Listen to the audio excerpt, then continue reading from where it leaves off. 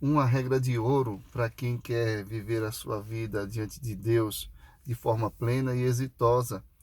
É isso que nos é ensinado no texto de hoje. Salmo 34, versos 11 a 16 nos dizem assim: Vinde, filhos, e escutai-me, e eu vos ensinarei o temor do Senhor. Quem é o homem que ama a vida e quer longevidade para ver o bem? Refreia a língua do mal e os lábios de falarem dolosamente. Aparta-te do mal e pratica o que é bom. Procura a paz e empenha-te por alcançá-la. Os olhos do Senhor repousam sobre os justos e os seus ouvidos estão abertos ao seu clamor. O rosto do Senhor está contra os que praticam o mal, para lhes extirpar da terra a memória. Esse texto foi citado pelo apóstolo Pedro na sua primeira carta, no capítulo 3, falando primeiramente de um lar harmonioso, de um convívio harmonioso sobre ah, com relação a marido e esposa, e depois, de forma mais ampla, com o convívio geral, com todos os nossos relacionamentos.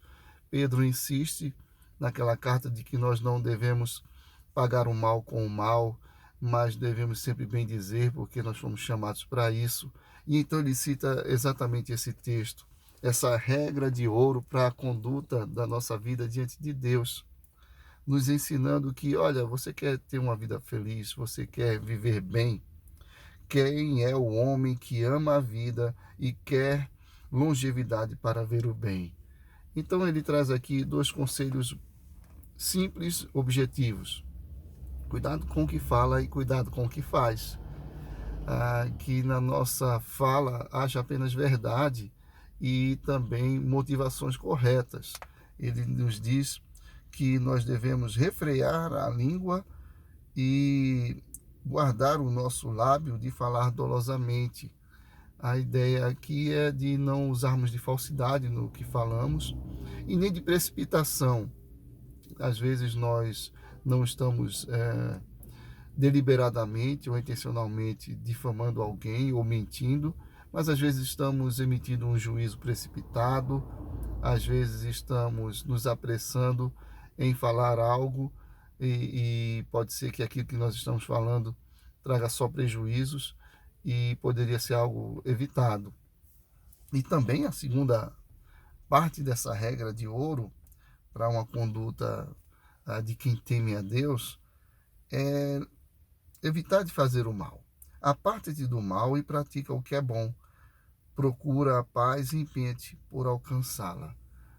Deixar as atitudes movidas por ira, por ciúmes, por revanche, por partidarismo, ou o que quer que seja, aquilo que nós sabemos por testemunho interno do Espírito Santo, ou também pela lei de Deus impregnada na nossa mente, na nossa consciência, aquilo que nós sabemos que vai fazer o mal. A gente deve se apartar disso e procurar fazer o que nós sabemos que é bom, que é justo, que é louvável e que agrada a Deus.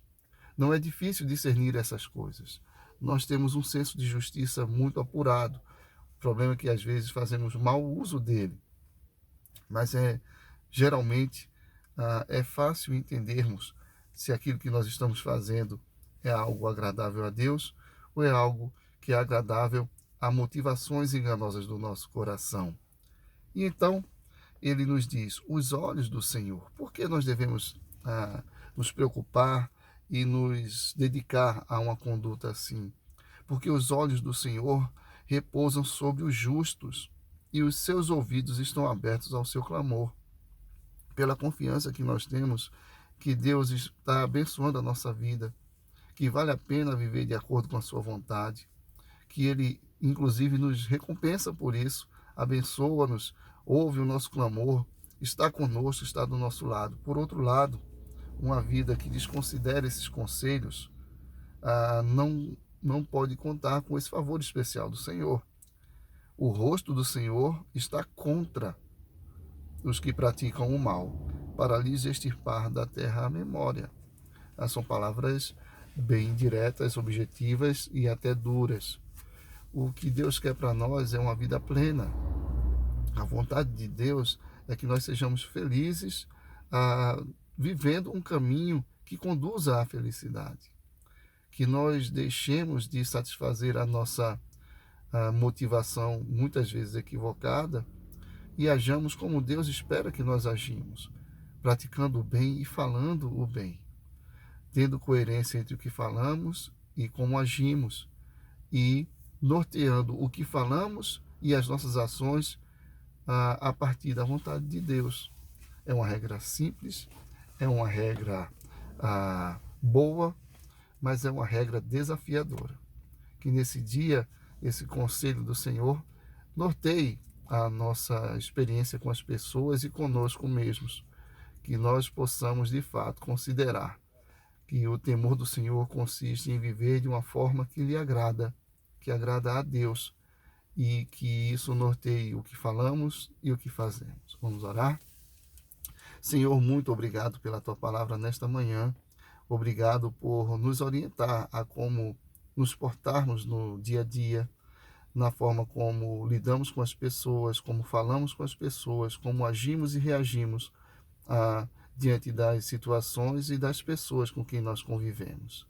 Que nós possamos espelhar a tua santidade, que o Senhor nos dê a graça, em nome de Jesus Cristo, de respondermos ao mal com o bem e de tratarmos e ponderarmos com relação àquilo que falamos. Para a glória do Senhor e para a nossa alegria, nós te pedimos essas coisas em nome de Jesus. Amém. Deus abençoe muito o nosso dia.